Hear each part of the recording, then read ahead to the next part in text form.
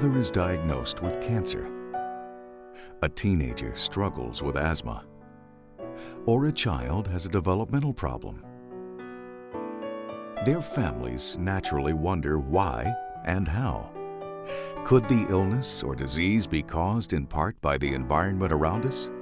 Was it something in the air we breathe, the water we drink, or the food we eat? Mold is around us all the time. Where it becomes problematic is when it becomes high concentrations and lots of visible growth.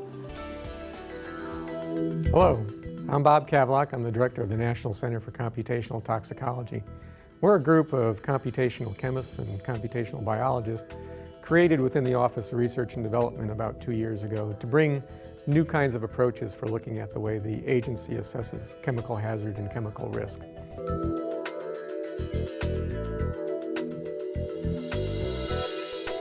The Virtual Liver Project is a little more visionary. How do you actually begin to think about how do you develop the parts list of a liver?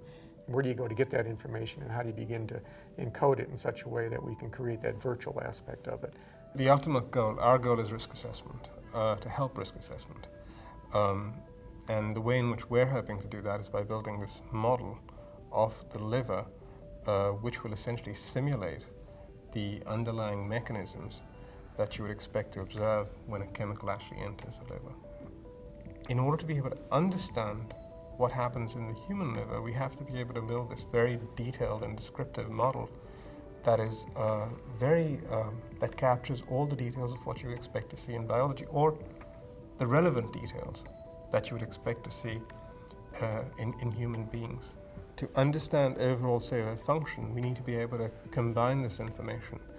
And the amount of information and complexity of this information is way more than we can handle by writing it down on pieces of paper. So we need computers to build models, essentially, of the underlying processes. In addition to chemicals, some laboratories work with biological materials.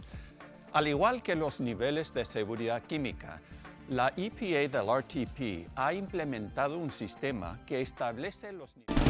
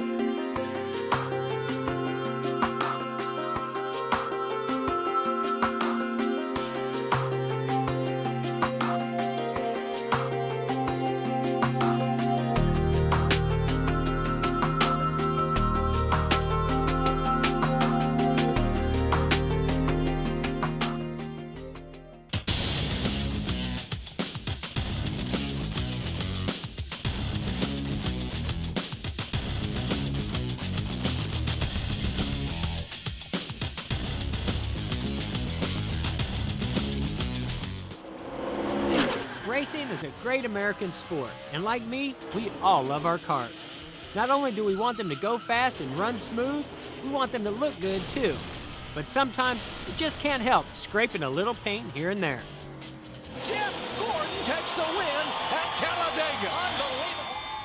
You know, racing is always going to have some element of danger to it, but keeping our cars looking good doesn't have to. Did you know that by making a few simple changes at your auto body shop, you can help reduce air pollution, protect the health of your employees, keep your community safer, and save money at the same time? It's not hard to do.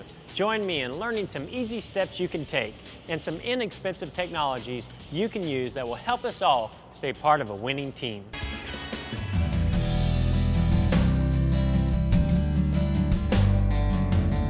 If you go into any auto body shop and you look around and pick up containers and read the contents, you'll find an awful lot of chemicals that can be pretty toxic.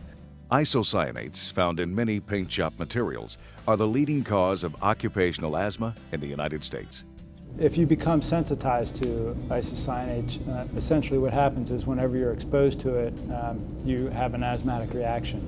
I was watching all of the problems my dad was having with breathing, and I started feeling that heavy chest, and I started getting the shakes and all the symptoms of hands peeling constantly from being exposed to the chemicals. If you can find a way to improve your bottom line, save fuel, and improve the environment, that's a triple win for all of us. And there are ways to do that, and that's what SmartWay tells you and helps you find ways to do that.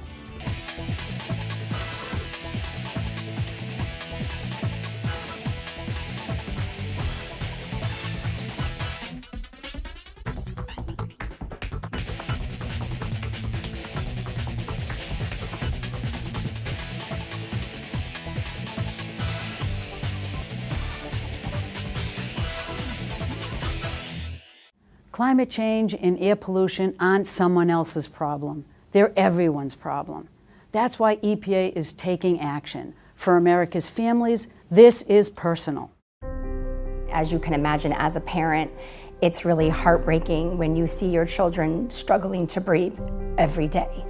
And when you can't breathe, nothing else matters, nothing. When Sanad is outside, we most definitely can see the change in her breathing. I remember waking up when I was a kid and just crying because I couldn't breathe at night. I have more trouble breathing outside than inside. Yeah, asthma impacted everything. Like, I had sleepless nights due to the attacks and coughing. And honestly, my best friend at school was the nurse because I was with her most of the time. I definitely feel that climate change is a social justice issue. We were fortunate in that we could pick up and relocate, although it was a struggle. But there are many families that do not have that option, and those children, the elderly, the poor, those most impacted by climate change are stuck. They're stuck breathing dirty air. They're worried about their kids' health, about the safety of their homes and their communities, and about how climate change is threatening all of that. So I think that we have to make a conscious effort to, ask ourselves, are we doing the best we can to ensure the decisions that we make will benefit our short-term needs as well as the long-term needs of our kids and generations to come. They need to know that someone has their back. That's what the Clean Power Plan is all about. It doesn't matter where you live or how much money you make. The Clean Power Plan will keep your homes bright and comfortable. It will clean the air and protect your family's health. And we'll know we're doing all we can together to take action against climate change. The Clean Power Plan is an investment in a better future for all of our children. When I have kids, I hope it's going to be easy for them to breathe. Yes, I think it is the way it's supposed to be.